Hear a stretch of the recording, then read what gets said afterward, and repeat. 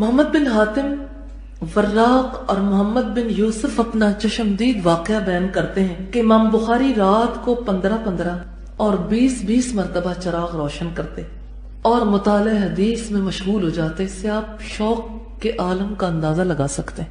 آج ہمارا بچہ اٹھ کے کمپیوٹر آن کر لے، ویڈیو گیم کھیل لے، دوست کو ٹیلی فون کر لے، اور اب دیکھیں ان کاموں سے کتنا بلند کام ہے. یہ شوق، یہ جذبہ کیسے امام بخاری کے اندر پیدا ہوا؟ انہوں نے اس حقیقت کو اچھی طرح سے اپنے شعور میں بٹھایا تھا کہ دنیا میں اسی کی زندگی قابل قدر ہو سکتی ہے، اللہ کی نظروں میں اسی کا مقام ہو سکتا ہے جو محمد رسول اللہ صلی اللہ علیہ وسلم کی رسالت کا حق ادا کرے. اور یہ رسالت کا حق ادا کرنا ہے، انہوں نے رسول کی زبان سے نکلے ہوئے ہر لفظ کو کیچ کیا، یاد رکھا، ان کو چھانٹا پرکھا اور صحیح کر کے اپنی صحیح میں تصنیف کیا، اور آج ہمارے لیے آسانی پیدا کر. آج ہم کیسی دنیا میں جیتے ہیں جہاں پر رسول اللہ صلی اللہ علیہ وسلم کی احادیث کے بارے میں ہمیں محنت نہیں کرنی، ہمیں فقط ان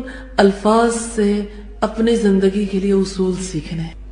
ہم سے پہلے لوگوں نے جو محنتیں کی، اس پر ان کے لیے دعا کرنی ہے کہ اللہ تعالیٰ ان کی قبروں کو جنت کے باغوں میں سے باغ بنا، ان کے درجات بلند فرمائے، جنہوں نے ہمارے لیے رسولوں کا راستہ آسان کر دیا.